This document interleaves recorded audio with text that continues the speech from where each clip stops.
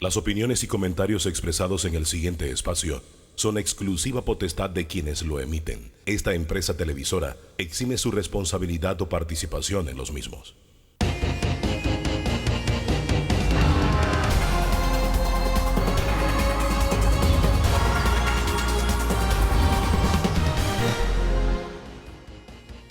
Señoras y señores, tengan todos muy buenos días, bienvenidos a Debate Abierto, un debate abierto en medio de una guerra, como dijo el presidente de la República, Laurentino Cortizo, una guerra que tiene a 4,5 millones en la tropa, en el ejército, por parte de Panamá contra un virus. Yo estoy seguro que si ponemos de nuestra parte y seguimos las reglas del juego, si seguimos las recomendaciones, muy pronto vamos a estar como ya está Japón en el día de hoy, que hace unos semanas atrás estaba peor que Panamá y hoy ya el japonés ha salido a la calle. Ha salido a la calle a producir, a trabajar, a echar para adelante, eso sí, siguiendo las instrucciones y las reglas del juego. ¿De qué está hecho el japonés? De lo mismo que está hecho el panameño. Somos idénticos, simple y sencillamente un tema cultural.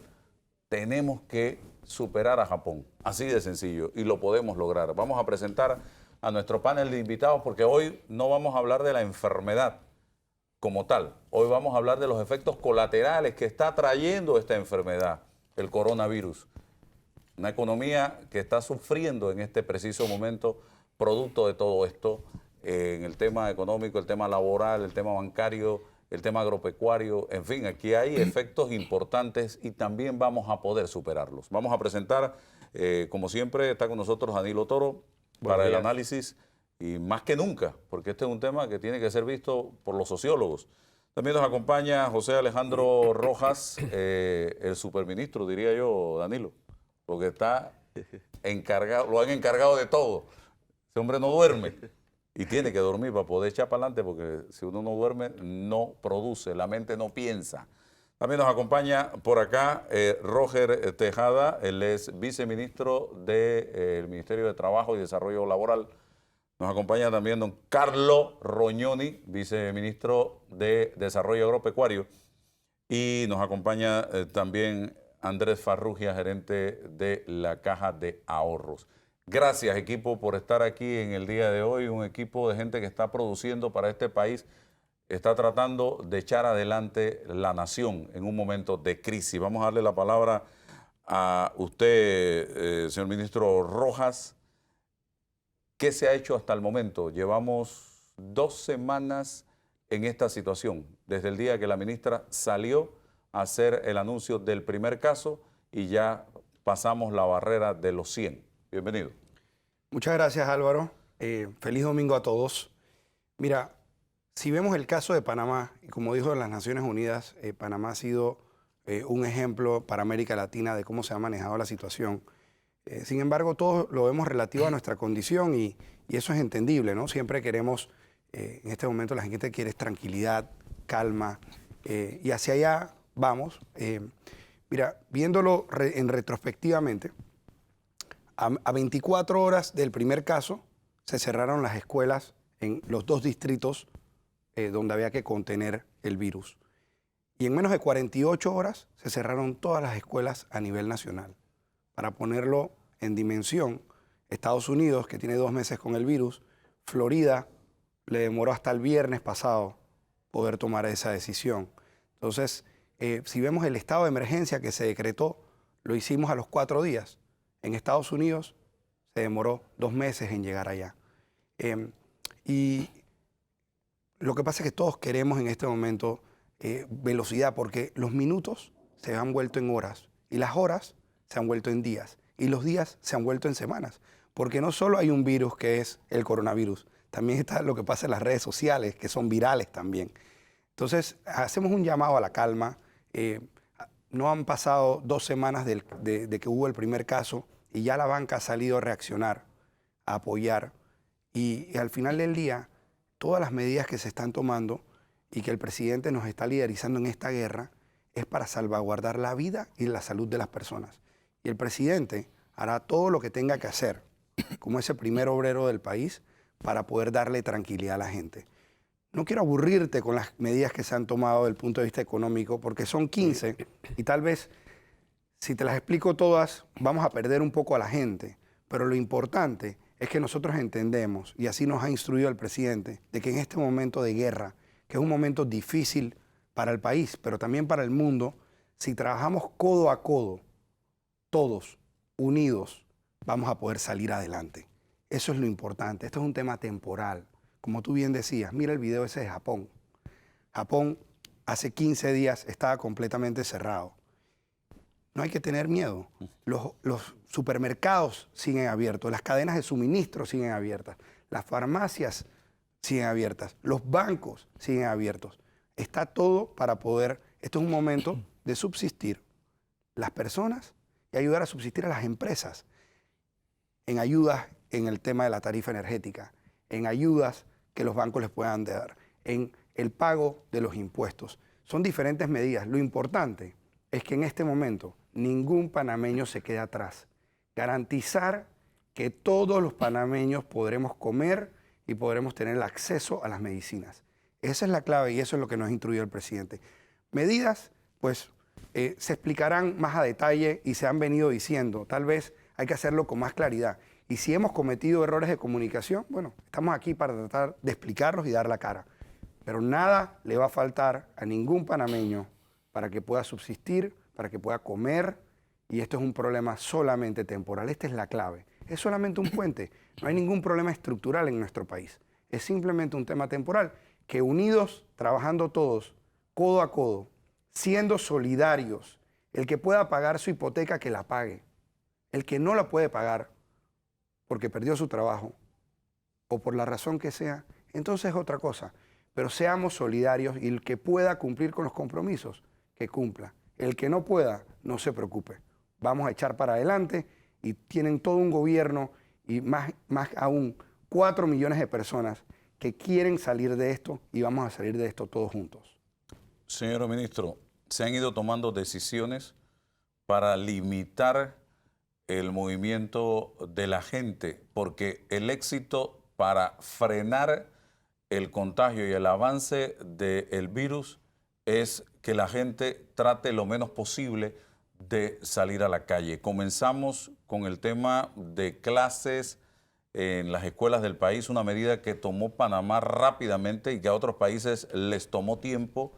Hemos ido reduciendo la planilla a nivel o aumentando el teletrabajo y mandando más gente para la casa. Ahora también se ha hecho un cerco epidemiológico geográfico.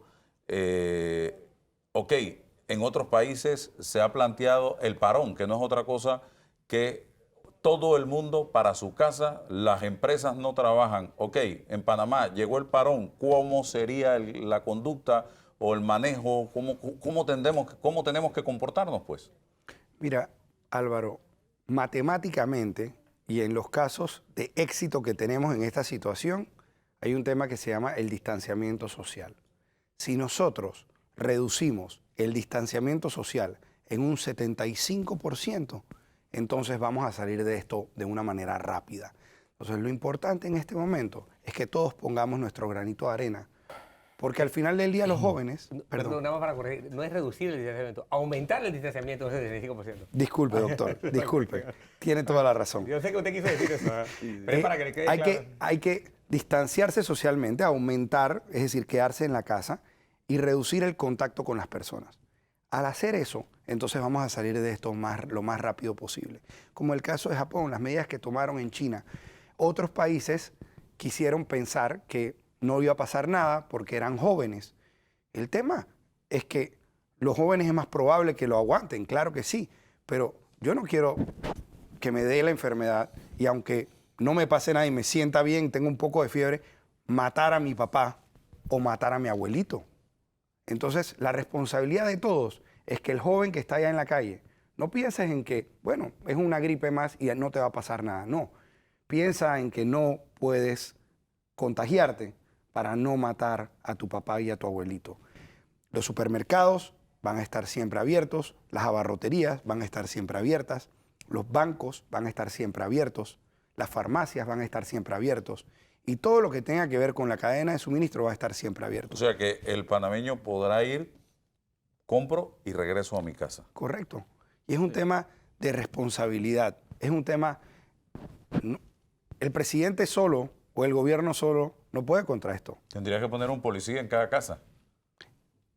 Y si lo haces, de repente contagia a la policía o el policía te contagia. Entonces, esto es un tema de que tenemos que ser solidarios. Es un momento de poder ser responsables, mirar hacia adentro y decir, hey, me voy a tener que quedar en la casa por unos días. Hey, lo hicimos en la invasión y salimos adelante. Entonces, esto es un momento, esto es temporal. Y temporal, Álvaro, quedarse en la casa tampoco es quedarse jugando PlayStation. Porque estamos en guerra. Y en guerra todos los recursos cuentan. El agua, la energía, el celular. Tampoco reenviemos por reenviar. Porque de repente al estar reenviando estamos parando de que un panameño pueda llamar al 169 para informar que está contagiado. Entonces seamos responsables. Esto es de todos. Este es nuestro país y tenemos que cuidarlo. Y estoy seguro que después que pasemos este momento vamos a salir más fuertes, más unidos y vamos a ser más solidarios. Y tal vez esto desafortunadamente era lo que necesitábamos para poder echar para adelante. Entonces, miremos hacia adelante, aguantemos en este momento y todos saldremos más fortalecidos de esto. ¿Necesita el presidente más flexibilidad para poder gobernar, Danilo? Porque un presidente que tiene en este momento todo un país en una crisis necesita aprobar cosas, necesita dictar cosas, pero las normas legales en Panamá son muy estrictas y quizá el trámite en la asamblea, y con esa asamblea que tenemos, donde todo es un problema, complica todo. ¿Qué piensa usted? Aquí han habido momentos en que los presidentes se les ha dado la libertad a través de una ley de gobernar por decreto. Y yo creo que estamos en una guerra, como él mismo lo ha dicho. ¿Qué piensa usted de eso? Sí, en todos los países del mundo, los países debidamente administrados, se prevén que van a darse crisis. Crisis de seguridad, crisis sanitarias, crisis por cambios bruscos de la naturaleza, una erupción volcánica, un huracán, un terremoto. O sea, todos los países están sometidos al infortunio de una crisis. El aparato jurídico de esos países siempre les da al Ejecutivo la herramienta de poder tomar decisiones oportunamente. Y aquí quiero subrayar ese término. ¿Qué es oportunamente? Es a tiempo, porque a destiempo ya tiene una carga de costo adicional. La decisión que usted no toma a tiempo, ya eso lleva un costo adicional. Para prever eso, las constituciones o las leyes le dan a sus ejecutivos periodos en los que tú puedes tomar decisiones impostergables, porque se trata de tomarlas oportunamente. Después no nos sirven. Y le dan unos periodos, 60 días, 90 días, cada país lo ajusta. Después de eso tiene que ir a sus respectivos congresos o asambleas. ¿Por qué es importante que los gobiernos tengan estas herramientas? Porque las decisiones que no son oportunas ya tienen carga. Porque la demora en el debate político envejece las decisiones, y una decisión envejecida ya no resuelve el problema. Ya le cargas muertos, o le cargas sufrimiento, o le cargas costo en plata a la solución del problema. Entender que se trata de un conflicto, de una guerra, es la idea clara. Tal vez ese concepto no les guste a muchos panameños, porque nos trae malos recuerdos, porque es una evocación del militarismo para algunos. No, esto es una guerra. Este es un escenario de conflicto. Hay un enemigo claramente identificado. Y fíjense el poder que tiene ese enemigo, que se esconde durante mucho tiempo. O sea, no es fácil. Si usted tiene un enemigo y usted lo puede identificar, ya usted tiene la mitad del combate asegurado. Pero donde el enemigo se te esconde... No, es un enemigo que cuando te das cuenta que está, ya tú estás tirado en el piso. Ya lo tienes encima, exacto. Así. Entonces, tenemos que entender que es un enemigo... Te noquea y tú no lo ves. Que, Un enemigo invisible. que en el conflicto tiene una ventaja. Tiene la ventaja sorpresa. O sea, nosotros estamos en situación de desventaja con este enemigo. Entonces yo quiero poner los tres elementos que socialmente tienen que tener relieve en una situación de conflicto y que uno lo nota en los países que han tenido que enfrentar esto. En todos los gabinetes tú ves que aparece el encargado del aspecto sanitario con el encargado de la parte de gobierno interno, en algunos países se llama ministro de Gobierno Interior o del Interior, y la parte de seguridad ciudadana y seguridad pública, es decir, la parte policiva y quienes tienen Ministerio de Defensa, los jefes de los distintos ejércitos, el de tierra, el de aire y el de mar. Tomo de la docencia del jefe del Ejército de Tierra de España una explicación que yo quiero traer a Panamá. Que hay 3 elementos que deben definirse en una estrategia crítica como esta. 1, disciplina. Nosotros no somos muy aventajados en ese aspecto. La historia de Panamá y nuestra propia definición cultural nos pone como un pueblo que lo único que toma en serio son los carnavales, imagínense. Pero si no somos un país disciplinado, no vamos a ganar esta guerra. No vamos a salir de esta crisis con bajos costos. Vamos a tener que poner muchas víctimas, vamos a tener que poner muchos hospitales ocupados, el sistema sanitario colapsado y además mucha plata invertida. Y nos agarra diciembre y todavía estaremos en esto. Exactamente. Entonces, necesitamos un país disciplinado. Esto exige tener una línea de mando y esta es la razón por la cual la línea de mando debe estar claramente identificado en el que administra el gobierno. Ya va a dar el momento del que quiera pelear, discutir, oponerse, entrar en debate, sabotear, lo que sea que quiera hacer, lo podrá hacer. Ahora se necesita una línea de mando claro. Disciplina. Cumplimiento de procedimiento dentro de esta disciplina. Si no hay procedimiento y no hay cumplimiento de procedimiento, entonces no sirve de nada. Estamos en una fiesta donde cada quien va a hacer lo que piensa que él tiene, puede y quiere hacer.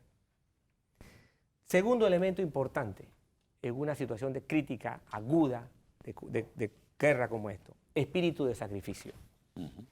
Los ciudadanos deben tener espíritu de sacrificio. Todos tenemos que poner algo.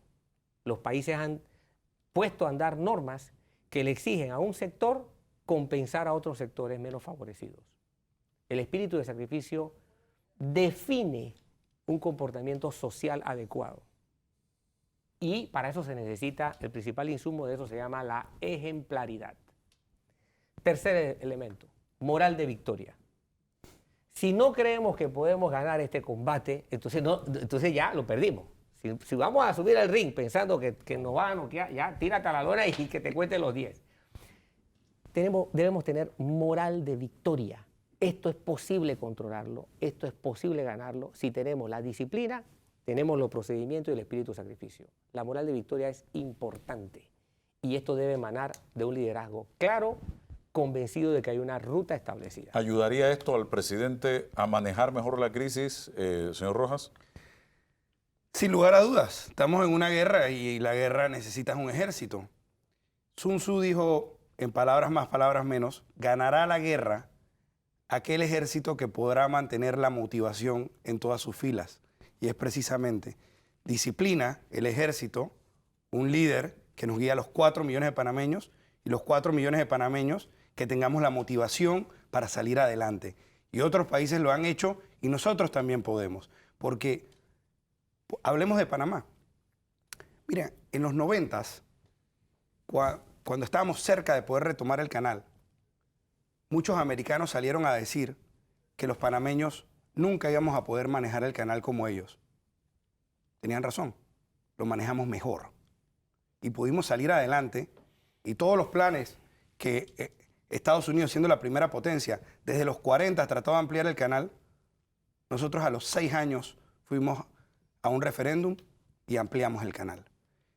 Hoy por hoy tenemos ese canal, es la joya de la corona de nuestro modelo socioeconómico, de nuestro modelo económico, y lo pudimos lograr. No hay nada que nosotros no podamos hacer si realmente lo queremos hacer. Así que sí, comparto lo que dice el doctor. Tenemos que darle al presidente las herramientas para que nos cuide a nosotros los 4 millones de panameños, entendiendo que en este momento lo único que importa es la vida y la salud. Y 2, tenemos que estar también motivados de que vamos a salir adelante. Y si todos ponemos nuestro granito de arena, vamos a poder salir adelante. Vamos a la pausa y regresamos, señoras y señores.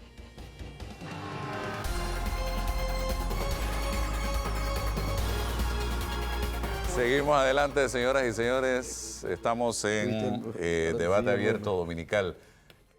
La Caja de Ahorros tomó decisiones inmediatamente y las dio a conocer esta misma semana. Fue el primer banco y se ganó el aplauso de la población panameña a tal grado que yo vi a muchas personas decir: voy a llevarme la plata para la Caja de Ahorros. Imagínese usted.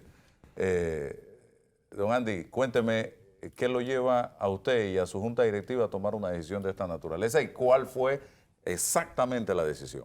En realidad se vienen evaluando las alternativas desde hacía días, pues la situación ya se preveía.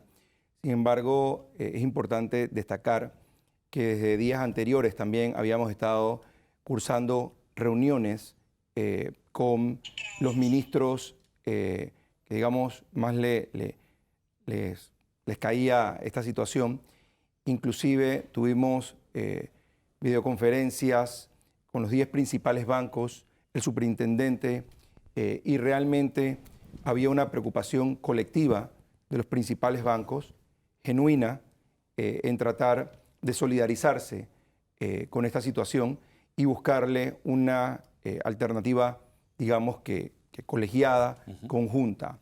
Efectivamente, en la noche del martes 17, el comunicado de la institución formaliza la decisión de tener un aplazamiento de 90 días en los pagos de capital, intereses y FESI en las obligaciones de nuestras dos principales carteras de crédito, los créditos hipotecarios y los créditos de consumo, que representan una base por arriba del 70% del total de la cartera de créditos de nuestra institución.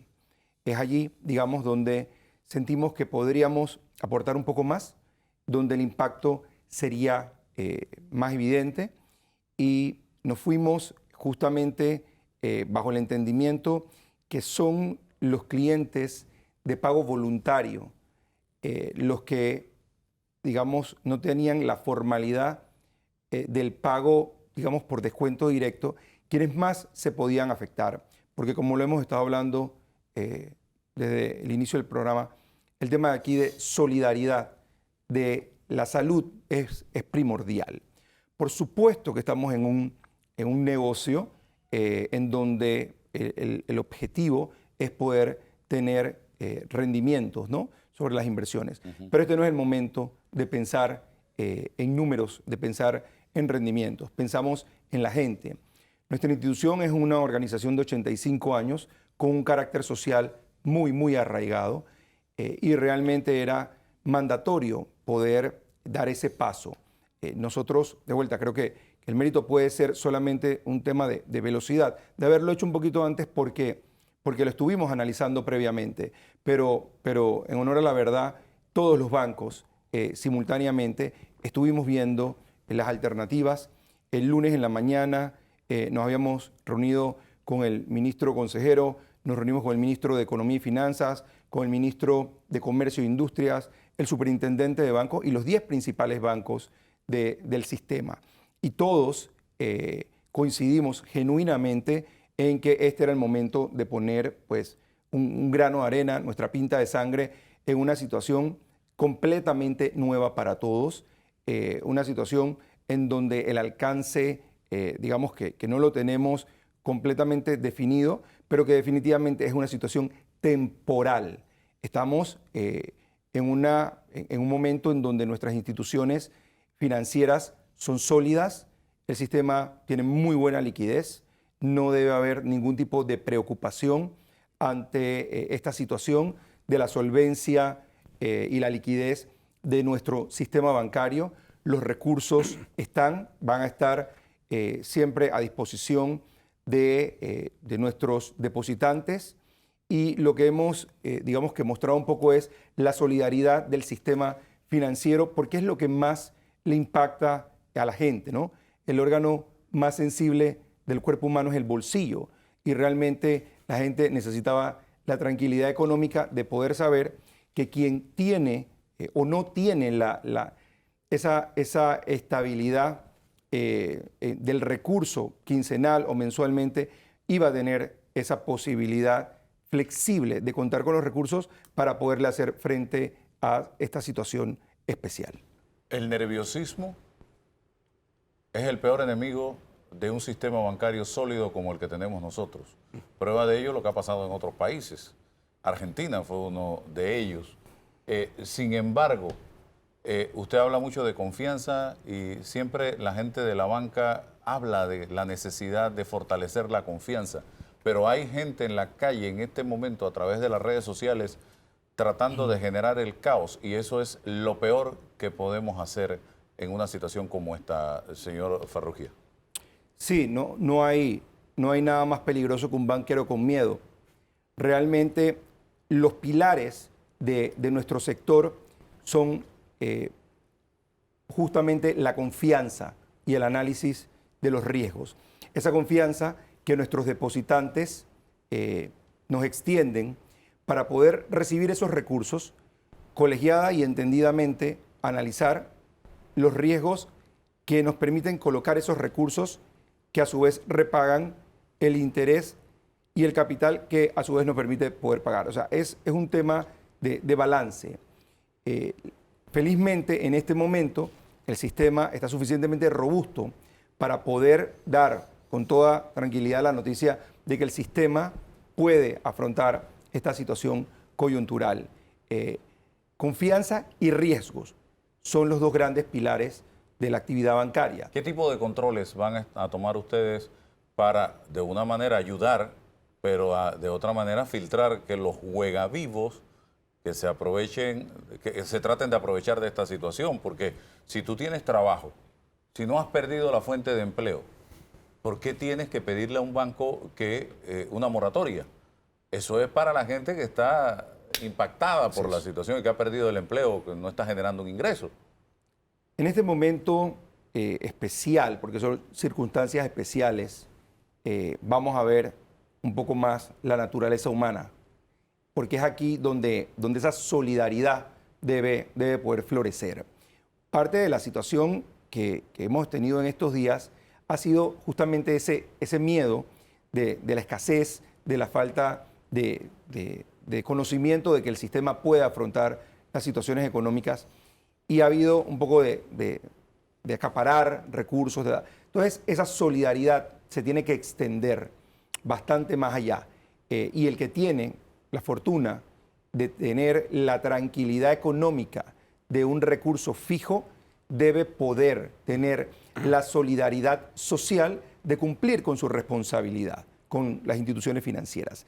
El paquete especial o este impasse está diseñado para apoyar en el flujo de caja familiar a quien realmente lo necesita. Si usted no tiene una necesidad económica más allá de lo normal, no debería, digamos que, hacer uso del beneficio porque entonces limita las capacidades de las instituciones financieras para podérselos dar a quien sí lo requiere.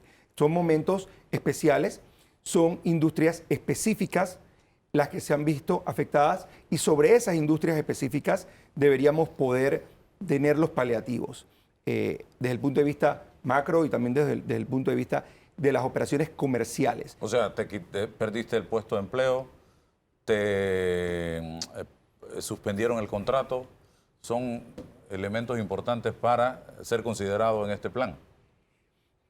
Como no lo puedes evaluar caso por caso, porque en el específicamente caja de ahorros, en el área de créditos, hablamos de alrededor de 180,000 operaciones de crédito, o sea, es un banco que maneja muchísimo volumen de operaciones.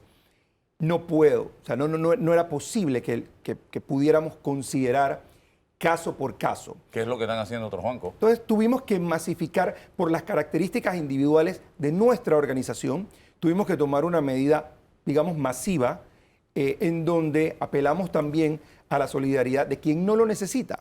Hemos habilitado el sistema para que no genere morosidades ni recargos de ninguna clase y básicamente extienda el periodo para quien lo requiere. y apelamos a la buena voluntad, a la buena fe de quien no lo necesita, gracias a Dios, que no haga uso de esa facilidad porque le quita la posibilidad a quien realmente en este momento lo necesita. De vuelta, es un tema de confianza, de riesgo, y en el medio está la solidaridad de la gente, porque ahora lo que estamos hablando es de gente, no estamos hablando de dólares, no estamos hablando de otra cosa, es de confianza. Esto es un tema, como lo ha dicho el ministro consejero, temporal. Y lo que tenemos que tener es la inteligencia emocional para que durante esa temporalidad demostremos lo mejor de todos y en cada uno tengamos la posibilidad de encontrar ese apoyo moral, esa solidaridad social que permita que salgamos de esta situación lo más rápido posible. Viceministro Rognoni, ¿hay comida suficiente para abastecer el mercado o hay una crisis también en materia de alimentos? Y le pregunto para tratar de bajar un poco el estrés y la tensión de mucha gente que se ha ido a formar filas de 2 horas, 3 horas en un supermercado por miedo a que se acabe la comida. Gracias, Álvaro. Hay comida suficiente y todos los recursos del gobierno, todo el equipo del Ministerio de Desarrollo Agropecuario están volcados a garantizar la alimentación del pueblo. Yo quiero aprovechar para pedirle a los que tienen un poquito más que seamos solidarios al momento de comprar alimentos. Tenemos que dejar a los supermercados con suficientes alimentos para todos, porque hay, gracias a Dios, una producción nacional que ha respondido, que se alineó desde que entramos en el gobierno en julio pasado y hemos estado sembrando más arroz, hemos estado sembrando más papas y cebolla y como ustedes saben somos un país bien eficiente en materia de la producción de carne, de res, cerdo y aves, huevos también, todos los productos sensitivos para la economía nacional están siendo garantizados y monitoreados por el Ministerio de Desarrollo Agropecuario.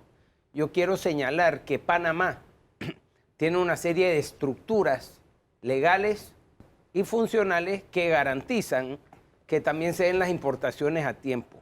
Lo que hemos hecho con el apoyo del Consejo de Gabinete es acelerar un poquito estos tramos. Por ejemplo, el viernes pasado, que acaba hace 3 días, se negoció en la Bolsa de Productos Agropecuarios 2.3 millones de quintales de arroz para que la industria, al final los molinos, tengan suficiente materia prima para suministrar este vital grano que a todos nos encanta en Panamá. Así que tenemos que actuar con mucha prudencia en estos momentos. No hay que abarrotarse porque tenemos suficiente alimentos, tenemos suficiente comida.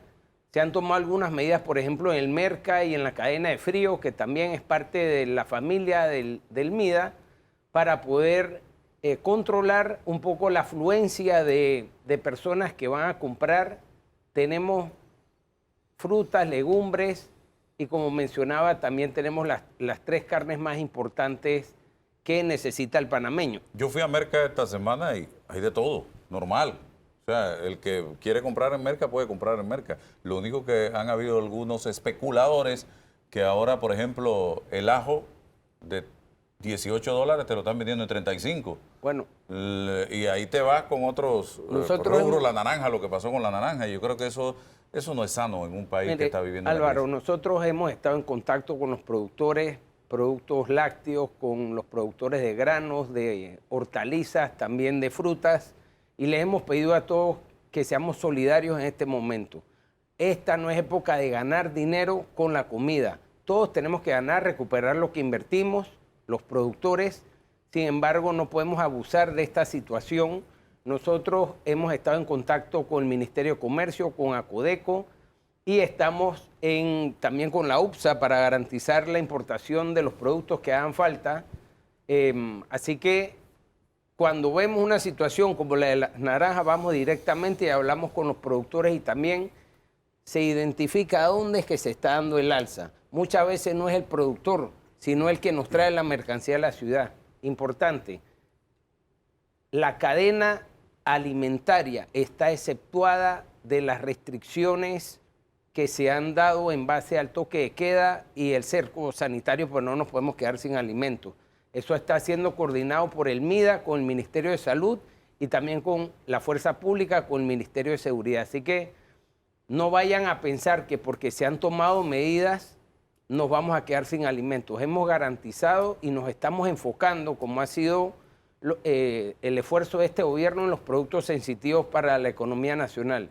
Traducidos, arroz, frijol, poroto, carne. Hay suficiente, estamos... Pollo. Pollo también, Cerdo, huevos. cerdo también. Cerdo.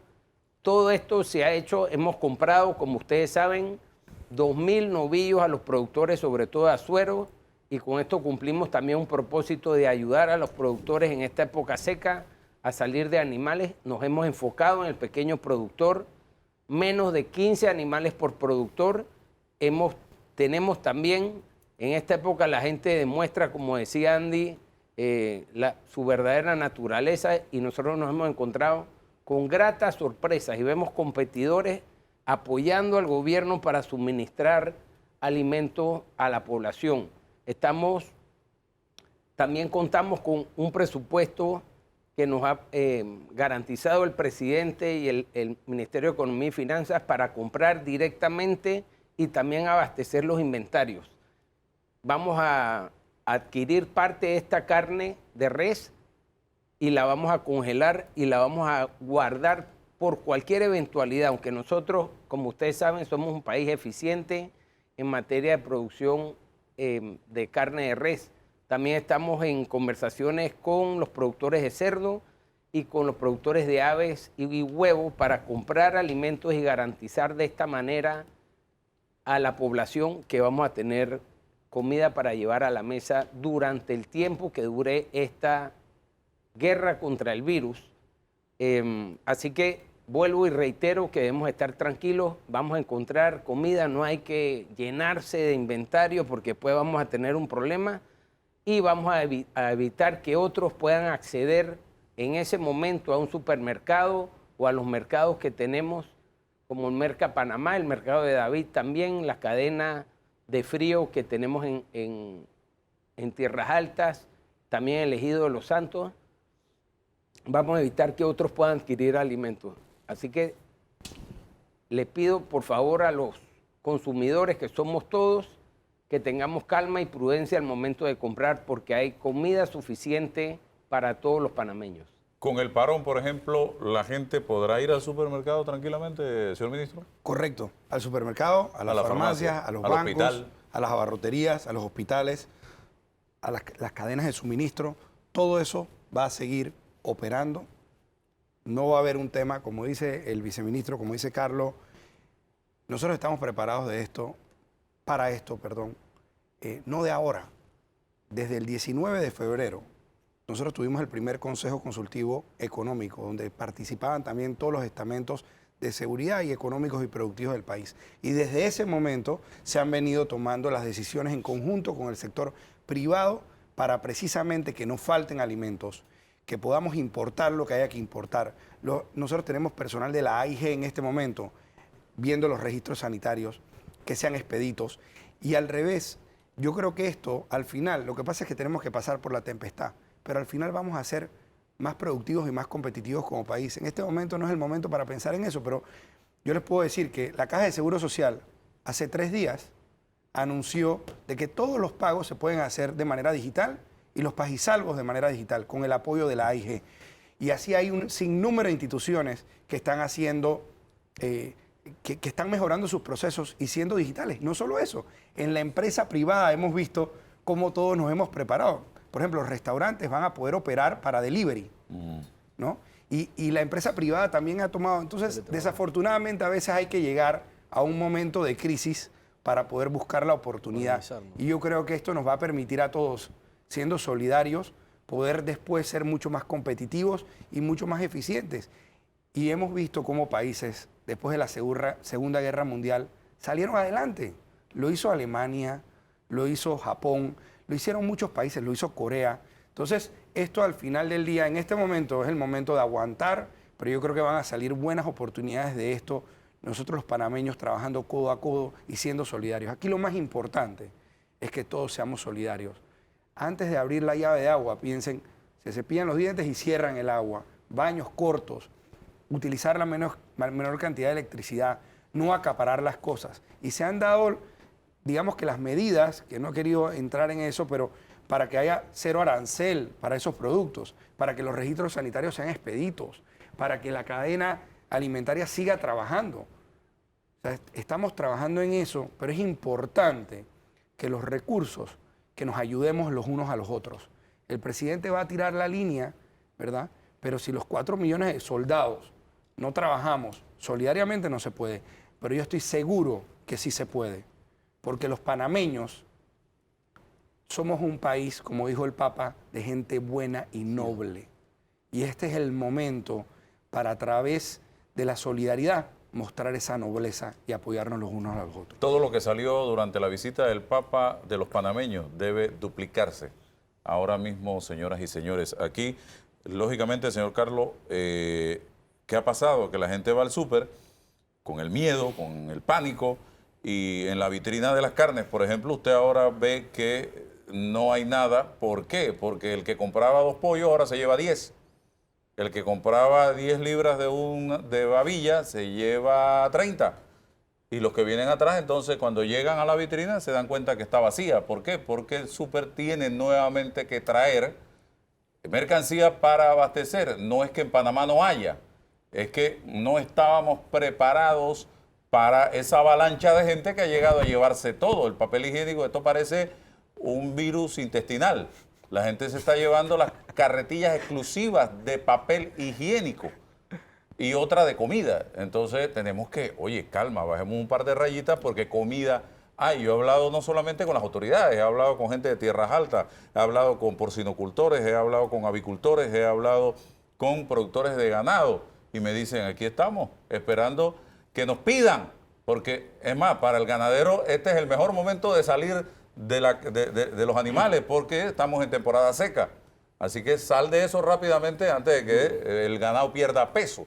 Así que por ese lado no hay estrés. Tenemos que dedicarnos a pelear con el virus. Este es el momento. Voy con Danilo y el viceministro de Trabajo para también conocer un poco el tema de las normas que sean o los decretos en el tema de laboral. Vamos al cambio y regresamos.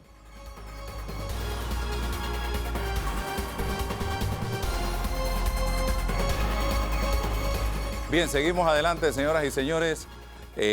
Vamos a darle la palabra al viceministro y luego vemos con usted o viceversa. Solamente sobre quería, el tema este. eso de algo que quiero reforzar que explicó el viceministro del MIDA, el viceministro Ruñoni. La conducta de comprar más de lo usual por parte de muchos panameños causa un desajuste en cadena. ¿Por qué es importante coger las cosas con cierta tranquilidad y no ir al acaparamiento? Que después, cuando me toque hablar de propiedad, explicaré por qué esa conducta. Bueno, es importante porque ¿qué hace el que tiene, el que va a comprar más de lo que normalmente compra? Dispone de su liquidez o dispone peor de su crédito. Al disponer de la liquidez que cuenta para darle prioridad al consumo de productos alimenticios, obviamente va a postergar otros compromisos económicos, porque dispuso del dinero que tenía para comprar de más alimentos y algunas de estas cosas, lo cual tiene un efecto de cadena negativo sobre los compromisos económicos y el consumo de otros bienes y servicios o los compromisos que tiene frente a instituciones financieras. Entonces, esta conducta le causa un daño automáticamente a mediano plazo al ciudadano que cree que se está asegurando porque está comprando más comida de lo normal y más, porque tiene que disponer de un recurso que antes dedicaba para otras cosas. Así que ojo con eso porque son afectaciones que uno no las ve en el momento, pero que a mediano plazo sí le rebota. Ok, viceministro, medidas adoptadas que permiten flexibilizar un poco el asunto porque van a haber, o ya hay empresas que han reducido la planilla, otros que simple y sencillamente han mandado para la casa a la gente y le dicen licencia sin sueldo, otros que suspenden el contrato. ¿Cuáles son las normas fundamentales para aquellas empresas que están pasando una crisis en este momento? Gracias, Que son la Álvaro. mayoría. Gracias, Álvaro. Un saludo a todo el pueblo panameño, a las trabajadoras, a los trabajadores, a los empresarios, al sector empresarial que nos escucha.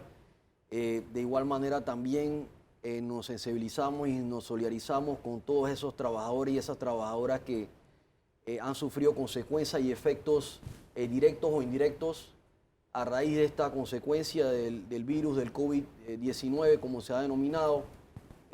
No solamente solidaridad, sino que el Ministerio de Trabajo, Álvaro, ha estado pendiente y en contacto permanente con los sectores, reuniones de hace mucho más de 2 semanas, reunido con todos los sectores de manera tripartita, con el sector trabajador y con el sector empleador, específicamente con el Consejo Nacional de la Empresa Privada, de igual manera con el Consejo Nacional de Trabajadores, que es CONATO, con CONUSI, que dentro de la máxima representación se encuentra el SUNTRAX. Primera vez en la historia, frente a momentos como estos, donde se requiere solidaridad, se requiere un entendimiento y acuerdo entre las partes. Yo quiero aprovechar para aquí en este medio indicar que en esta última semana todos los acuerdos logrados en materia de flexibilización y acuerdo han sido llevados a la mesa tripartita y han presentado unanimidad frente a todos los casos que se han dado ahí. Eso quiere decir que hay solidaridad. Eso quiere decir que el sector empresarial y el sector trabajador se pueden poner de acuerdo y lo han estado haciendo y lo han demostrado en una situación tan difícil como esta. Y es importante anunciarlo al país, felicitarles y reaccionar de manera positiva dentro de esta situación. Una situación que nos golpea a todos, una persona que nos trae consecuencias difíciles a todos, una situación que en momentos difíciles nos corresponde como panameños salir adelante.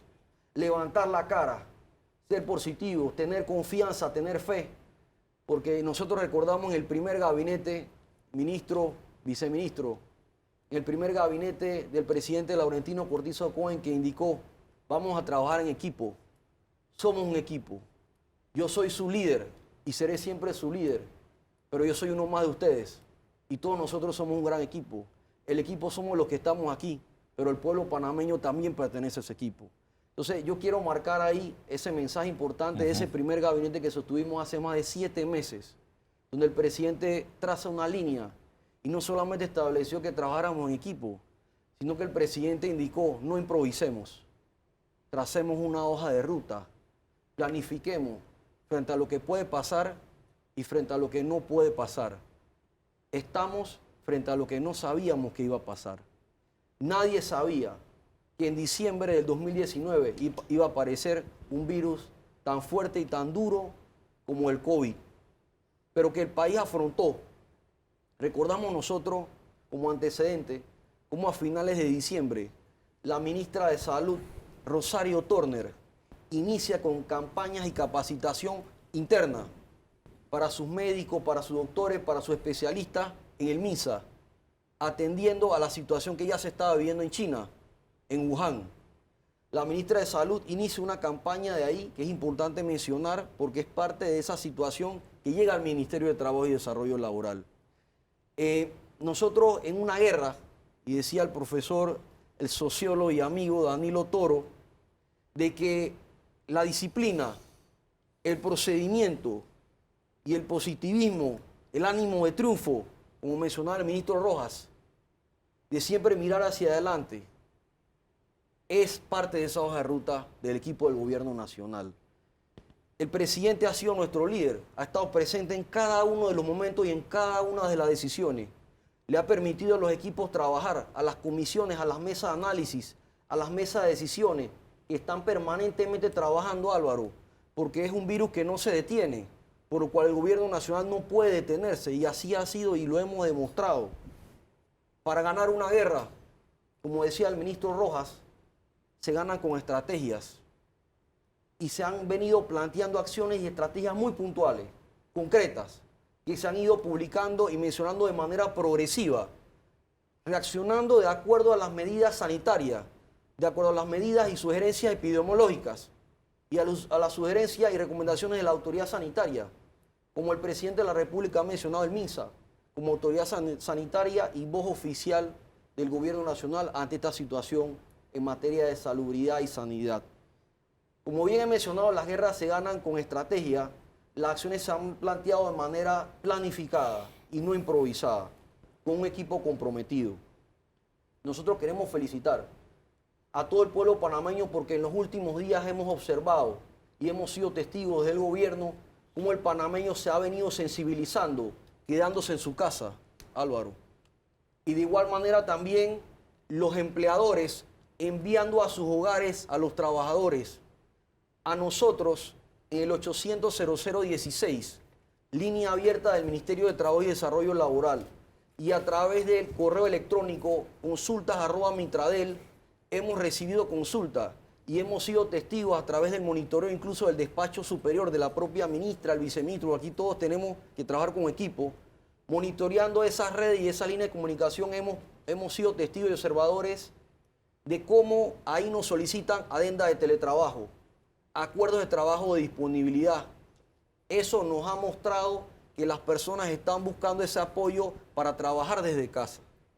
No así como pasó el fin de semana pasado, que muchos panameños se fueron para el interior y no cumplieron con las medidas que se dispuso a través del Ministerio de Salud, Álvaro.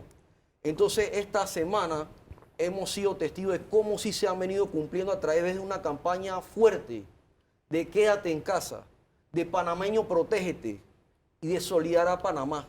Panameño, sé solidario. No se le olviden las medidas del Mitradel. Entonces, ¿Cuáles han sido? vamos a avanzar, Álvaro.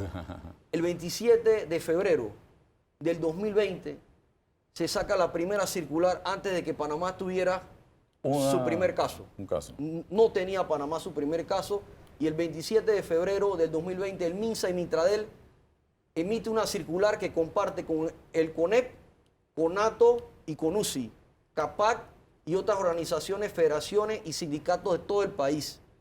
Esa circular que es compartida contiene medidas preventivas frente a lo que iba a pasar, frente a la detección de casos sospechosos, frente a la posibilidad de casos positivos en los centros de trabajo y cuáles eran las medidas que debíamos implementar. Incluso, como tú bien conoces, ya en ese momento que se establece la circular del 27 de febrero, ya se había aprobado la ley sancionada por el presidente de la República, la ley 126 del 20 de febrero, que sanciona la ley de teletrabajo.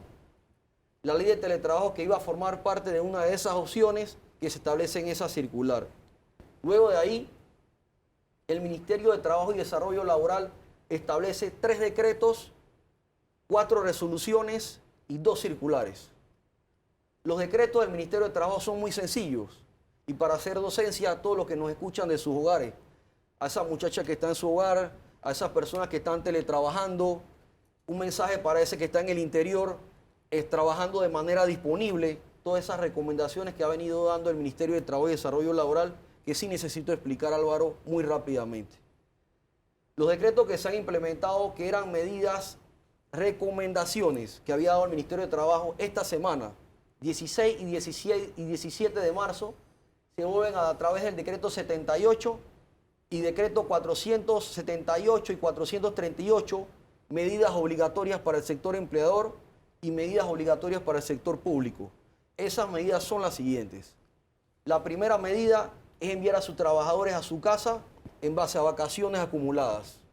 Segunda medida, enviar a sus trabajadores en concepto de vacaciones adelantadas, es decir, para mayor entendimiento y claridad, las personas que ya hayan consumido sus vacaciones 2019 y 2020 en pago y en disponibilidad de tiempo, podrán adelantarse las vacaciones del 2021. Esa medida está contemplada en el Código de Trabajo, sin embargo el Ministerio de Trabajo debe activarla. Pero el Ministerio de Trabajo a través de un decreto la ha activado de manera sui generis. ¿Y qué significa? Que ya no va a tener que el Ministerio de Trabajo activarla caso por caso, a medida de flexibilización y de agilizar los tiempos. Si mañana pasado ese empleado se va por X razón, liquidación o renuncia, se resta el monto. Se resta el monto de la liquidación. Efectivamente, okay. Álvaro, es que en estos momentos tenemos que ser creativos, tenemos que ser innovadores frente a medidas, porque recordamos que el Código de Trabajo es estricto, nosotros no podemos violar el ¿Mandar a la gente de para la casa con licencia sin sueldo? En este momento yo procedo a explicar por qué eso no está contemplado en el sector privado y voy a explicarlo por qué. Luego de las vacaciones adelantadas, vacaciones acumuladas, la tercera medida es el teletrabajo. El teletrabajo se hace por medio de una adenda. Se establece una adenda con condiciones simples, sencillas. No hay un modelo de una adenda. Nombre, dirección, donde la persona va a residir haciendo teletrabajo, su correo electrónico, su teléfono y el equipo que la persona va a utilizar en su lugar de trabajo. Más nada se necesita en esta condición, en esa adenda. Luego de ahí, el teletrabajo inicia, luego de que las partes firmen en común acuerdo del teletrabajo. La cuarta opción es trabajo a disponibilidad. Esta modalidad no existía, Álvaro. Nosotros mediante el decreto del 378, el decreto 78, lo hemos creado y regulado. ¿Qué significa? La persona se va de su trabajo para su casa. Quédate en casa. Luego que la persona se quede en su casa, va a estar disponible por su jornada laboral las 8 horas. Va a estar disponible a su empleador de contestar el teléfono únicamente, Álvaro. Es que las empresas nos decían, ministra, viceministro, no tenemos oportunidad de generar y trasladar equipo a la casa de una persona. No tenemos económicamente la oportunidad en este momento de poner un equipo de internet a disposición de esa persona. Necesitamos que ustedes creen una medida flexible que se pueda utilizar y esté a la mano. La mayoría del pueblo panameño, el 90% de los panameños tiene un equipo móvil, Álvaro, tiene un celular. Entonces el trabajo de disponibilidad tiene una sola herramienta, el celular. La persona está en su casa, su jefe lo va a llamar por teléfono, debe estar disponible en su jornada al teléfono y ahí van a hacer suelta cualquier tipo de consulta del superior al empleador o del empleador al subalterno. Y en esa medida podrán avanzar en su trabajo y en su jornada. Y el último componente de trabajo a disponibilidad significa que el trabajador podrá, a llamada del empleador, ser recurrido. ¿Qué significa?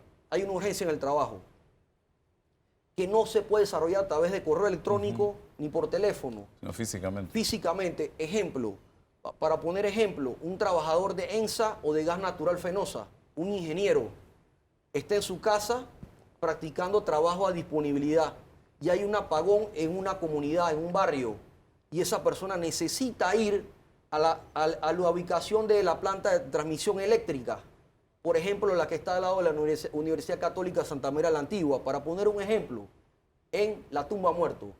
El personal, ese ingeniero, necesita trasladarse, va a trasladarse, resuelve el problema y retorna a su hogar. Está a disponibilidad. Y el quinto punto son 6. La quinta opción va a ser que la persona, después de estar trabajo a disponibilidad, la persona sufra una modificación a su jornada laboral. El primer decreto que emite el Ministerio de Trabajo fue el 13 de marzo. No había pasado una semana de la crisis sanitaria con respecto a la presencia de los casos en el país. Esta jornada laboral se establece un formato muy cómodo y fácil porque recibíamos llamadas. ¿Cómo hago Ministerio de Trabajo para modificar la jornada similar al Código de Trabajo? Entonces establecimos un decreto para que sea de fácil entendimiento para el pueblo panameño a través de un formato firmado por las dos partes donde se reduce la jornada hasta la mitad.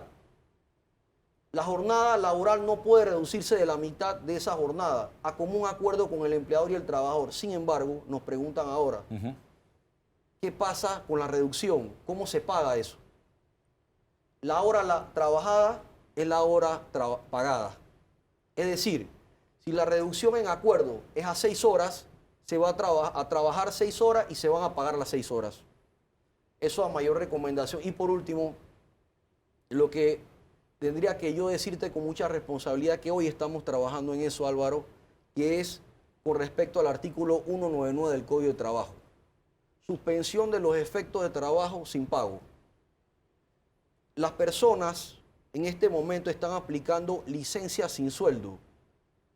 Esa figura, Álvaro, no existe en el Código de Trabajo. Hemos recibido a través de las líneas de consultas @mitradel.com.pa o .gov.pa esta situación. Envían a los trabajadores a su casa sin paga y sin ninguna garantía.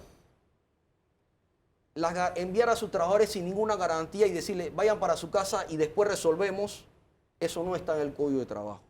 Eso es una medida tomada por el propio empleador sin ser solidario ante la situación. Esa situación es mínima, Álvaro. Esa situación no es la mayoría. Nosotros tenemos en este momento más del 80% de empresas más del 80% de las empresas que han cumplido con el decreto 78.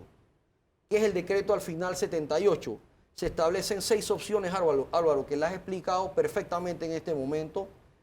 El trabajador está obligado, el empleador está obligado a aceptar una de ellas. Eso no lo dispone el Código de Trabajo. No es negociable. No es negociable. O sea, en estos aquí momentos... están las opciones, aceptas una de las que están aquí. Exactamente. Lo que no puede generar es que obligatoriamente yo te establezca el teletrabajo como una medida obligatoria. Entonces, lo que hizo el Ministerio de Trabajo para cumplir la norma constitucional y el Código de Trabajo fue establecer, tienes 6, 7 opciones y escoges una. Una es obligatoria. Hay empleados que si tú le dices, te tienes que ir de vacaciones, te dicen, es que yo no tengo planificado vacaciones para este momento. Bueno, precisamente Entonces, activamos el Código de Trabajo. Nosotros activamos el Código de Trabajo mediante el decreto 78. Las preguntas han sido en esa línea. La mayoría de ellas me están solicitando las opciones, me conviene más vacaciones, pero yo no quiero que me quiten mis vacaciones. Pero No al te la ser están obligatorio, quitando. Te están manteniendo tu fuente de empleo. Así es. pero al ser obligatoria la medida, le hemos indicado, hemos seguido la línea del presidente de la República, Laurentino Cortizo Cohen. Mantengamos la generación de empleo a través de medidas y acciones. Y esa es la medida que se está dando. Por eso te digo que más del 80% está cumpliendo y muchas personas nos han llamado solamente pidiendo la orientación y al día siguiente nos han expresado el agradecimiento porque han entendido las acciones y el sentir de las mismas. Okay. Entonces yo quiero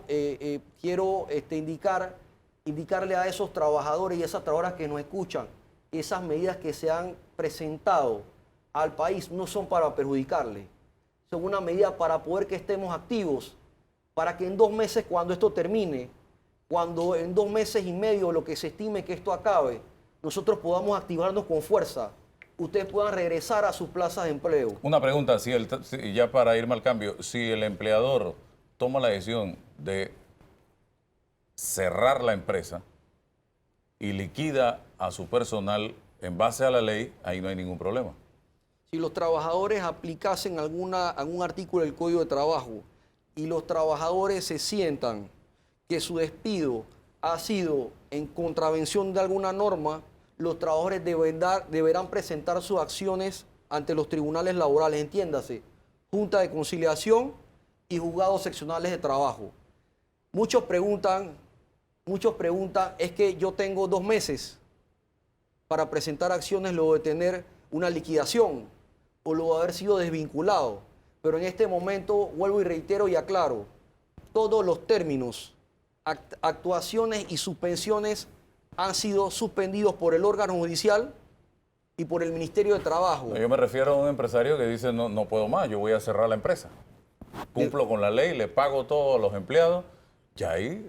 Deberá liquidarlo. Exacto, es la deberá pregunta. liquidarlo. Lo liquida en base a la ley. En base a la ley, pero el que no liquide en base a la ley, ok. entonces Ya, eso ahí es otra está cosa. la explicación que es otra cosa. Ok, porque tampoco puedes forzar a un empresario a mantenerse si no quiere seguir adelante. Bueno, sí, yo quiero aprovechar tu pregunta y tu observación para indicar que el gobierno nacional, el equipo del gobierno nacional ha estado trabajando para mantener a esas empresas activas. Eso es importante. Ese equipo económico, ese equipo liderizado por el ministro José Alejandro Rojas, ese equipo liderizado por el ministro Alexander, por el ministro Jorge Almengor, por el viceministro, todo un equipo que él mencionó, ha estado trabajando para que esas empresas no cierren. De igual manera, el Ministerio de Trabajo va a presentar otras propuestas en los próximos días para que esas empresas se mantengan ahí. Entonces, eso es importante, eso hay que decirlo y aclarárselo al pueblo panameño. Vamos al cambio.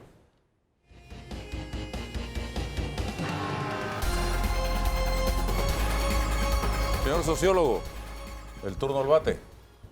Bien, COVID-19 es una amenaza para la vida, para la calidad de vida, para la vida porque está cobrando vida, para la calidad de vida porque hay gente que queda enferma y es una amenaza, se entiende sin duda alguna, para la economía de los países.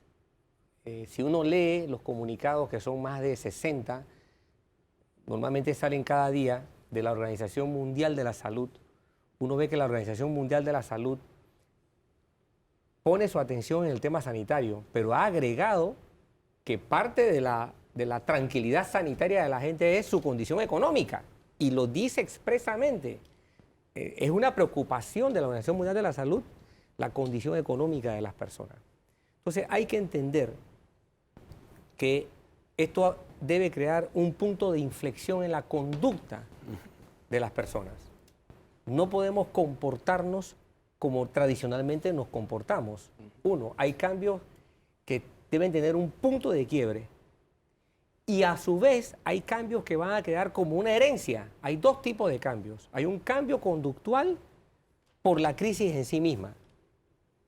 Debemos quebrar muchos de nuestros hábitos, interrumpirlos para comportarnos de una manera distinta. A su vez, en la post-crisis, pasada la crisis, hay lecciones aprendidas que deben entonces traernos nuevos comportamientos.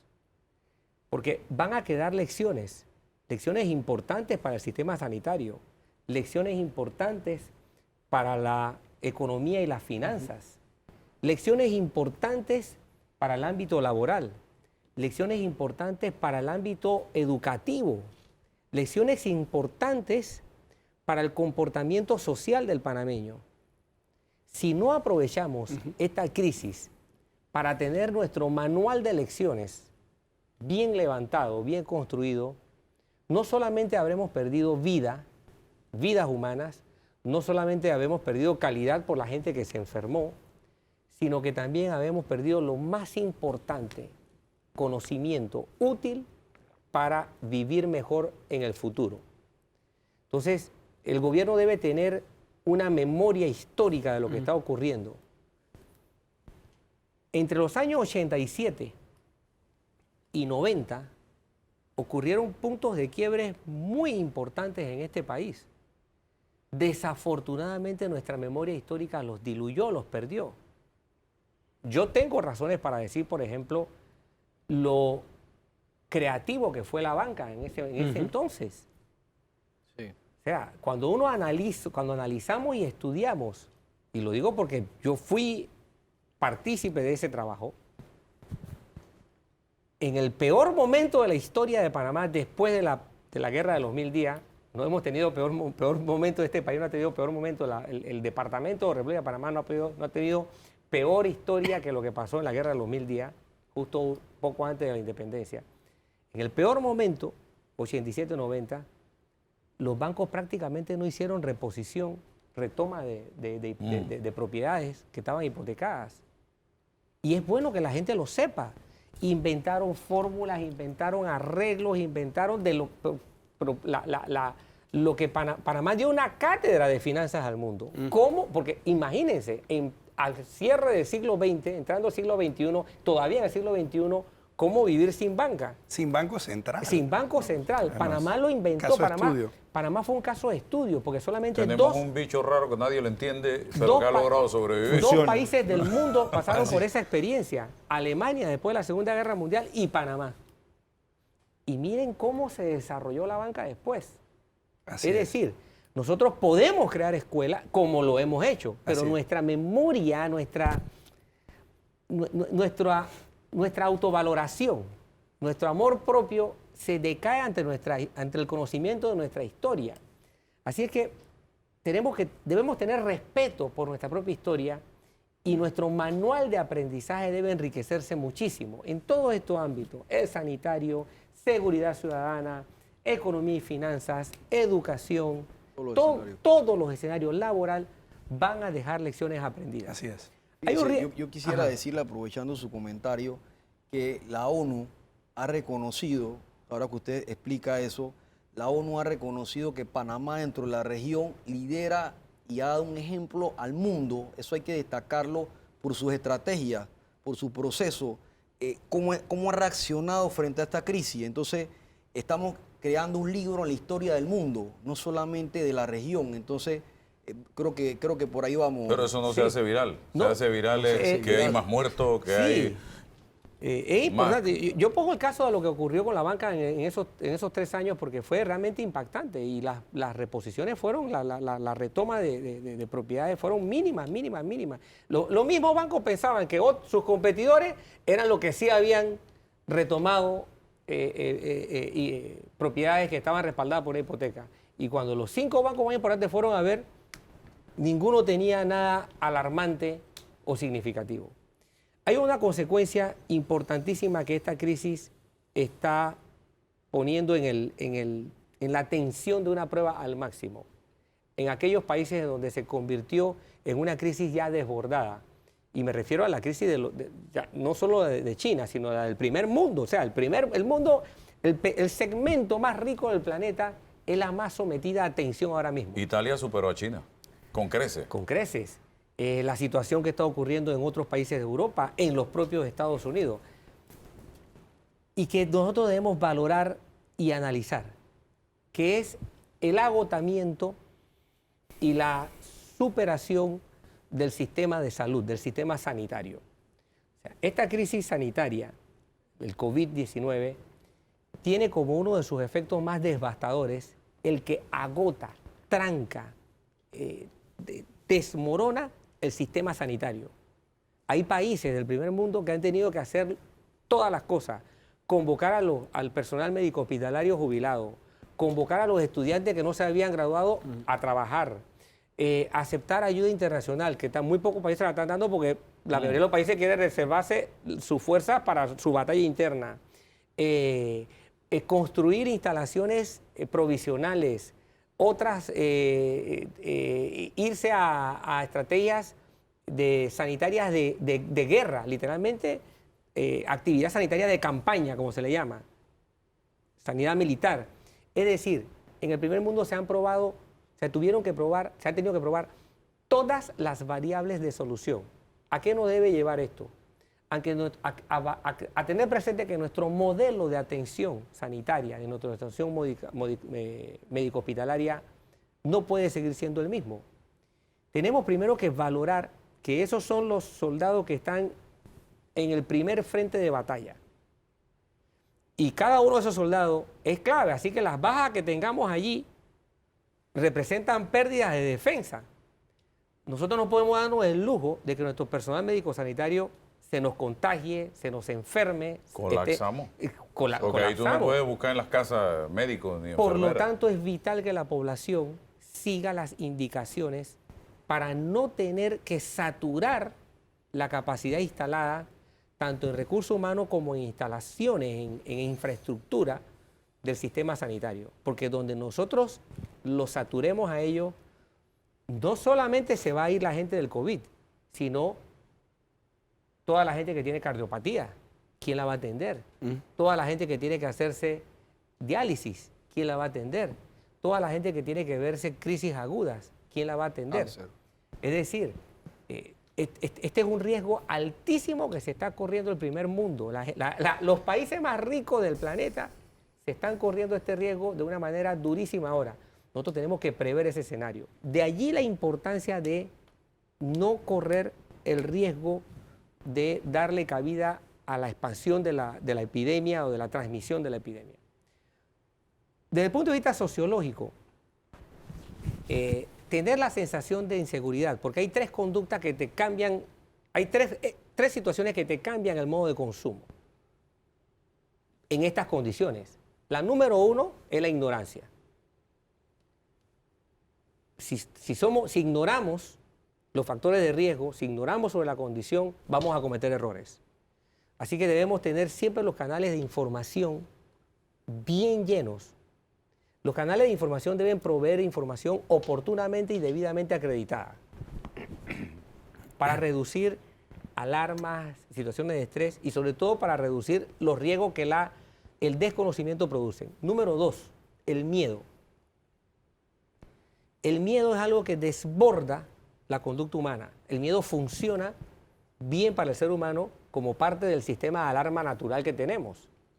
Si yo le tengo miedo a los carros en la calle, obviamente tomaré las precauciones y mi riesgo de morir atropellado va a bajar. Pero si el miedo desborda este sistema de alarma natural que tenemos, el miedo se convierte en un desajuste que te lleva a desastre. E históricamente, desde el punto de vista social, siempre el miedo colectivo ha llevado a tragedias. Siempre. Yo siempre utilizo como ejemplo aquel elemento, ¿no? El genocidio de Herodes. Cuando tú te lees el segmento, ¿por qué Herodes mandó a matar a los niños? Bueno, porque tenía miedo, por miedo. Entonces, hay todo, cuando usted analiza lo que ha sido el miedo para la humanidad, ha sido catastrófico. El tercero ya es un cálculo que también debe ser corregido por la capacidad coercitiva, por la fuerza legal del Estado, que es que yo actúo de una forma porque tengo un cálculo económico y quiero acaparar un bien para luego revenderlo con mayores ganancias para mí si me doy cuenta que hay carestía de ese bien o de ese servicio. Ahí el Estado tiene que actuar con dureza, con capacidad coercitiva, con capacidad punitiva, es decir, castigar esa conducta, porque es una conducta muy dañina. Ok, vamos con usted, ministro, porque hay temas que le preocupa a la población, el tema del pago, de la declaración de renta, la cuota obrero patronal, el tema del pago de los impuestos. Todo esto hay que ver cómo se analiza para quitarle un poco de presión a la gente, porque, repito, la vida y la salud es primero, lo demás viene por añadidura. Sí. Al menos 15 medidas se han tomado en los últimos 10 días del punto de vista económico, como poder, ya hablamos del tema de los bancos, que pague el que pueda pagar, pero seamos solidarios. Si podemos pagar, si no hemos perdido el empleo, paguemos. En el tema de los impuestos hay un paquete de 6 medidas de impuestos. La declaración de renta se aplazó. Las deudas que había hasta el 31 de diciembre de 2019 también se aplazaron. Tenemos el pago de impuestos que había que hacer en este año también se aplazó. Pero el que puede, que pague. El que no puede, tiene tiempo. Hay tiempo desde el punto de vista de impuestos. Las empresas en el tema de energía también va a haber una ayuda, pero el que pueda pagar, que pague. Eso es ser solidario. Nosotros tenemos que ser solidarios en todo. En los alquileres que comentabas, pero no se puede poner una ley, sino que el que no puede pagar, si no puede pagar, que se siente con el dueño del local comercial. Y el dueño del local comercial se va a sentar entonces con la banca. Y así funciona esa cadena. Pero el que pueda pagar, que pague. Esa es la clave. Es ilógico que si un negocio deja de facturar, tenga entonces que pagar alquiler cerrado. Eso no tiene sentido. Claro. Y por ejemplo, usemos el caso de tu restaurante. Tú puedes abrir, vas a poder abrir para delivery, no para atender a la gente. Entonces, pues vas a estar tal vez a media marcha, con un 25%. Pero tengo expuesto a mi personal a ser contagiado. Bueno, ese es el problema que se tiene, ese es el miedo que hay de muchos empresarios que han decidido mejor cierro. Ahí está el amigo Javier Martínez Hacha, que decidió cerrar sus 2 negocios para proteger también a su personal. Claro, pero lo que pasa es que el contagio es con las personas. Entonces, si aquí la clave es reducir la exposición de personas en la calle al 75%. Es decir, si normalmente yo veía 4 personas, si ahora nada más veo a una, entonces aguantamos el tema. Entonces, pero también tenemos una responsabilidad. Aquí estoy yo, aquí estamos nosotros, somos 5 personas, tenemos que comunicarle a la gente, tenemos que seguir con nuestra responsabilidad. Pero el tema es aislar lo más posible. Pero si tú tienes, en vez de tener los meseros, ¿verdad? Tienes nada más es a los cocineros, son menos personas, pero hay que seguir trabajando, hay que seguir en el campo produciendo, hay que seguir dando los servicios básicos en las farmacias, hay que seguir dando los servicios básicos en los supermercados. Eso es parte de la solidaridad. Hay que limitar el riesgo, pero hay que ser solidarios. Entonces, los restaurantes, pues para delivery, es importante los que puedan ser solidarios. Entonces, ahí es donde todos tenemos que poner algo. Álvaro, en las redes tenemos que ser solidarios. Las redes están acaparadas. Ojo, ya se emitió un decreto para que las empresas más grandes, el gobierno les está dando más ancho de banda para que las redes no se saturen. Pero también tenemos que ser responsables en todo lo que mandamos, porque cada recurso cuenta, y esos recursos son usar el internet, esos recursos son la electricidad, esos recursos son la responsabilidad de ir a trabajar el que debe trabajar, esa responsabilidad es cada uno tiene que poner algo, el uso del agua, todos tenemos que poner algo. Y el que tiene más dinero, que pague. Eso es parte de ser solidario. En el caso de la educación, se requiere muchísimo consumo de redes porque hay el compromiso de hacer las tareas, los módulos, la teleeducación y a todos los niveles, porque está metida aquí, sobre todo el nivel premedia, media y superior, porque las universidades están recurriendo a este servicio que no era tan alto, así que tiene que haber una disponibilidad de banda. Doctor, pero mire lo bonito, en un momento como la creatividad empieza a funcionar en temas de crisis. Yo creo que si tuvimos un programa hace 3 semanas, un mes, y estábamos hablando del tema educativo y demás, y de la importancia, entonces son momentos como estos que el panameño, que las personas sacan lo mejor de sí y hacemos saltos cuánticos. Entonces, hay algo, yo creo que nosotros vamos a salir de esta tempestad temporal. La clave de esto es que es temporal. Veamos el video que salió de Japón. Hace 15 días estaban completamente parados. Siguieron las indicaciones de las autoridades y hoy por hoy hay miles de personas en plazas y demás. Y en China vamos a ver lo mismo pronto. Completamente. Entonces, esto es una oportunidad para dar saltos grandes, saltos cuánticos. Ahora estamos hablando de teleeducación. Yo creo que hace un mes sería una locura que estuviéramos hablando de la masificación de la teleeducación. Pero entonces, las personas que estamos en las redes, usemos eso para espacios positivos. Usemos eso para que otras personas se puedan educar. Usemos eso para que otras personas le podamos comunicar las medidas. No gastemos espacio en todo lo que hagamos. Entonces, lo importante es que todas las medidas y decisiones que se toman sean para preservar la vida y la salud de las personas. Sin embargo, estamos en un momento de preocupación y entendemos esas preocupaciones. Y esas preocupaciones de las personas también son nuestras preocupaciones. Y haremos lo que tengamos que hacer, y el dinero en este momento no es lo que cuenta. Hay muchos gremios o agrupaciones o asociaciones, por ejemplo, restaurantes, bares, centros de diversión, están en este momento en una situación muy complicada. Los transportistas, por otro lado, han estado protestando, manifestándose, que no creo que sea la mejor opción estar cerrando calles en este momento, ni aglomerándose. Los vendedores de chances y billetes, que sabemos que son gente que viven de eso específicamente, los salones de belleza. Hay un equipo trabajando para buscar mecanismos de acercarse a ellos. Vamos al cambio y usted me contesta. ¿Cómo no?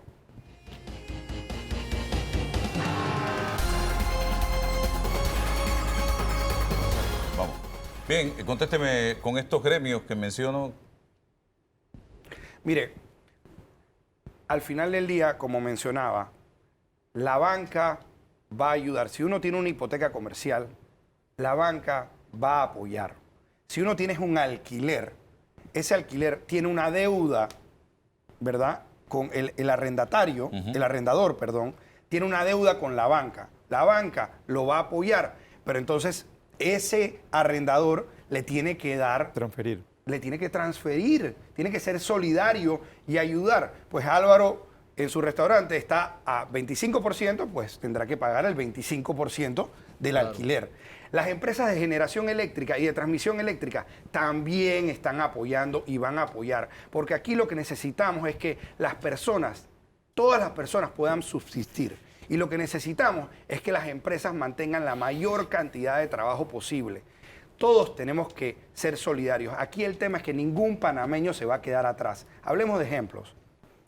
Hay 70.000 microempresarios que la red de microfinanzas van a apoyar. ¿Cómo van a apoyar? Ellos necesitaban 30 millones de dólares. Hablaron con el Banco Nacional y otros bancos para que les dieran esa liquidez temporal, pero al final del día se va a repagar todo. Entonces, ahí es donde tenemos que ver cómo nos ayudan. Pero ahí mantenemos a 300.000 panameños subsistiendo. Y eso es lo importante. Como las medidas con los bancos. O sea, aquí tenemos, pero también todos tenemos que poner un granito de arena. Aquí todo el mundo tiene que poner algo en la mesa o dejar algo. Todos lo hacemos. Y si todos lo hacemos, vamos a salir adelante. Vamos a salir adelante y vamos a salir mejor. Pero es importante que cada uno apoye en lo que tenga que apoyar. Y el que tiene que trabajar debe salir a trabajar. Esa es forma de ser solidario. Así que contamos con ustedes, haremos lo que tengamos que hacer y ningún panameño se va a quedar atrás. Todo el mundo va a poder comer y tomar las medicinas y hacer lo necesario, porque este es el momento que nos tenemos que hacer grandes. Los Y sí bonos se puede. de los que habló el presidente para comida específicamente, ¿ya hay una definición de cuándo se van a empezar a dar? Sí, va a ser a partir del 30 de marzo. Y ¿Casa a casa? correcto, hay dos formas, estamos preparados para dos escenarios. El escenario físico de un vale físico y también el electrónico. Tenemos equipos solamente viendo ese tema.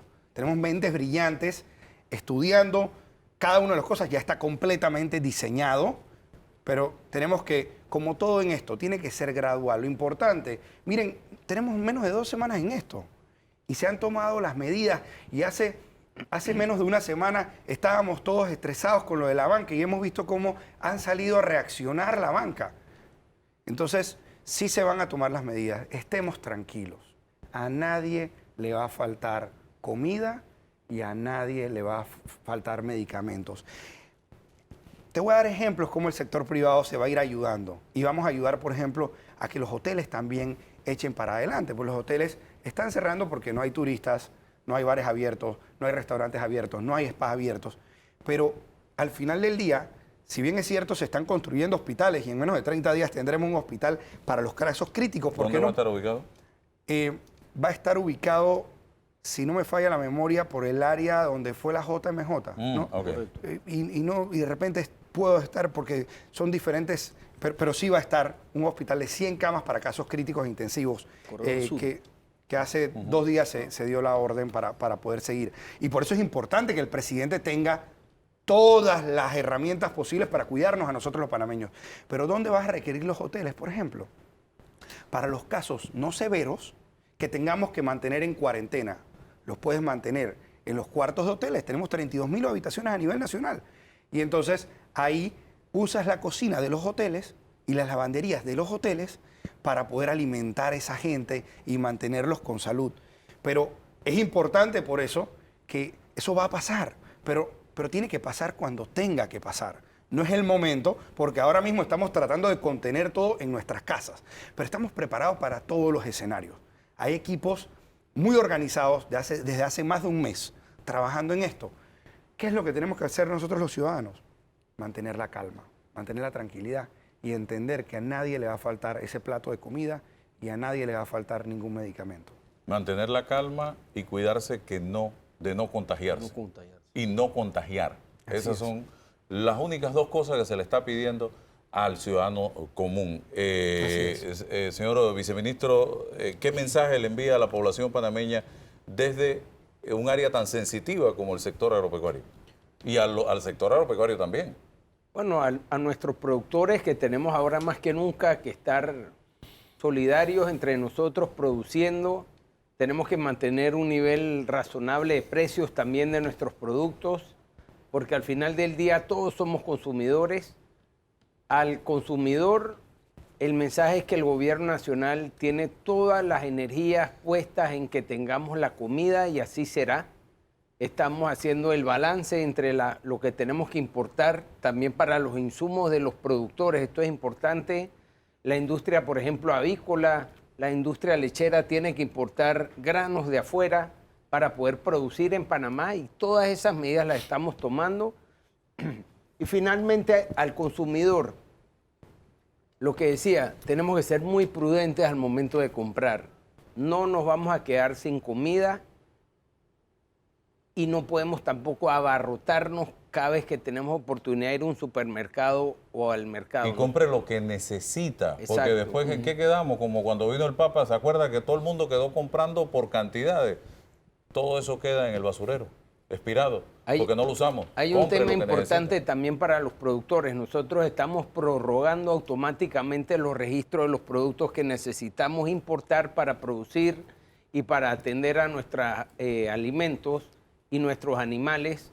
Eso es un tema que les preocupa a los importadores y ya nosotros el fin de semana dictamos el decreto con una prórroga automática de todos esos registros para poder tener los insumos y seguir produciendo.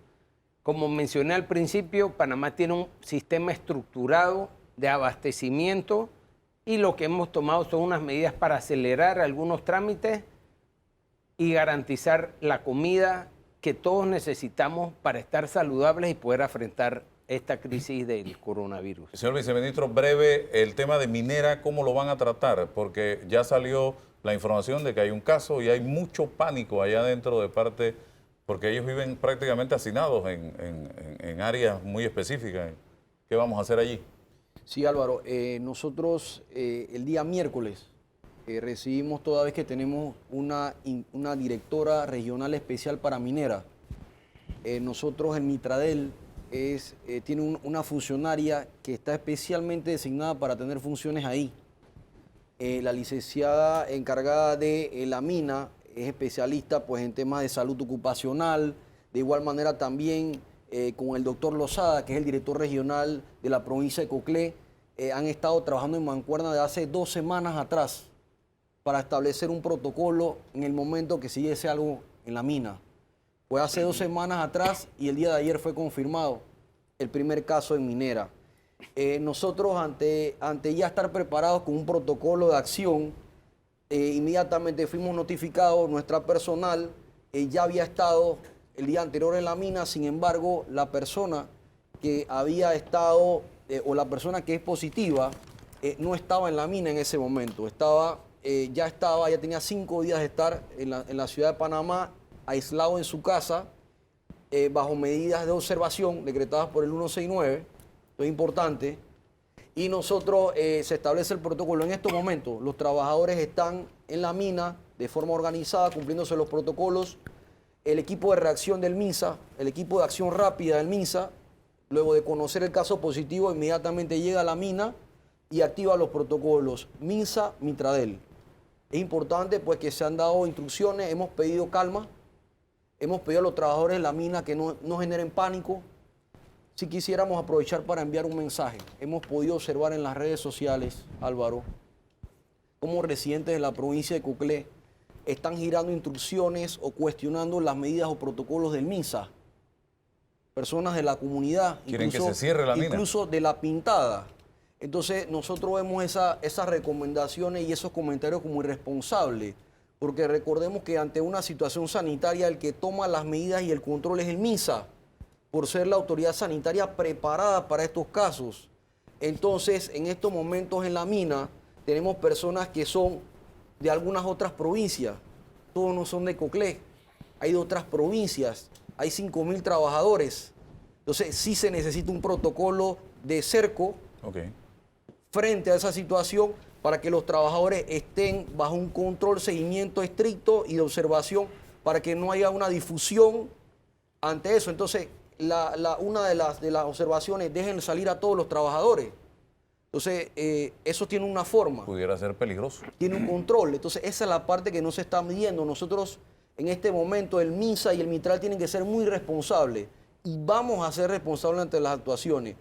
Aunque existan en este momento críticas de la comunidad, porque nosotros tenemos que proteger la vida y la salud de todos los panameños. Esa es la misión del gobierno nacional. El representante de la banca aquí, señor Ferrugia, un mensaje tanto para la banca como para el pueblo panameño. Tengan la plena seguridad que todos los actores que interactúan con el sistema financiero están en coordinación, están en comunicación. La asociación bancaria está en permanente comunicación con nosotros, la Superintendencia de Bancos, el Ministerio de Economía y Finanzas, el Ministerio de Comercio, y estamos tomando las medidas necesarias oportunamente. No podemos salir a flexibilizar innecesariamente condiciones que hoy día todavía no se han previsto completamente necesarias. Hay que ir dosificando esas, opciones o esas facilidades que se le puedan ir otorgando a nuestros clientes. Tengan la seguridad que el sistema está robusto, estamos preocupados de que no haya ningún tipo de desabastecimiento de circulante en nuestros sistemas de cajeros automáticos. Estamos coordinándonos entre bancos, tenemos coordinación permanente con el Banco Nacional, que es la suerte del Banco Central, la figura que digamos que provee los recursos y y que en ningún momento se sienta que puede haber una situación de desabastecimiento, y le recomendamos a la gente que por tema de seguridad tampoco, digamos, que tengan físicamente dinero en sus casas, porque eso le puede traer situaciones innecesarias. El lugar para guardar los recursos es en el banco. Sambo dice, no te lo gastes todo.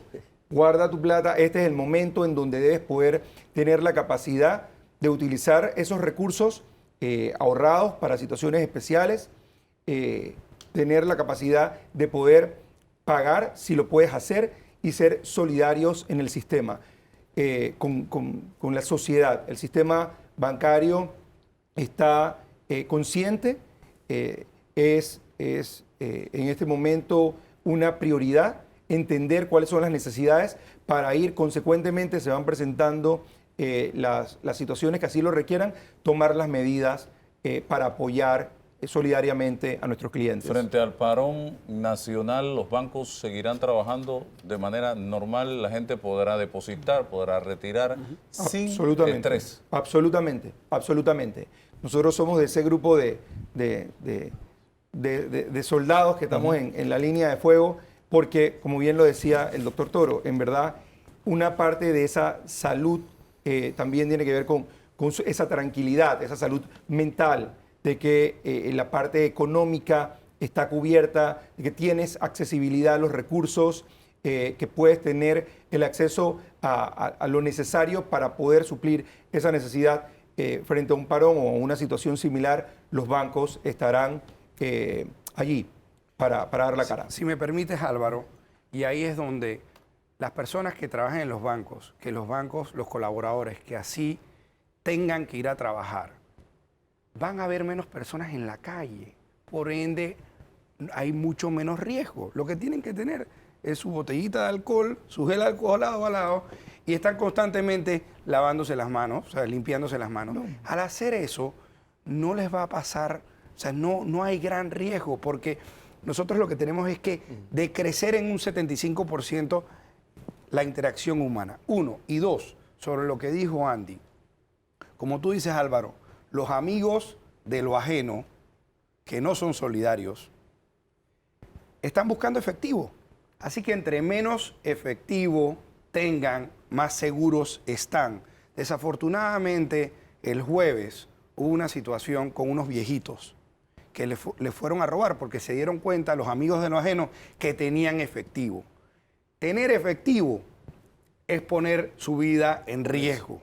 No es el momento para tener efectivo. ¿Quieren pagar algo? Lo pagan con la tarjeta de crédito, lo pagan con clave, van a estar los bonos del bono solidario, pagas electrónicamente. Hacérsela difícil. Claro. Al delincuente. Claro, por su seguridad. Es bueno que salgan detallitos en cuñas, en propaganda, ¿no? Cómo limpiarla una tarjeta de crédito, por ejemplo. Cositas como esa. Fíjate, Así Álvaro. Y la policía, los organismos de seguridad van a estar en la calle, brindando la seguridad del pueblo panameño. Así es.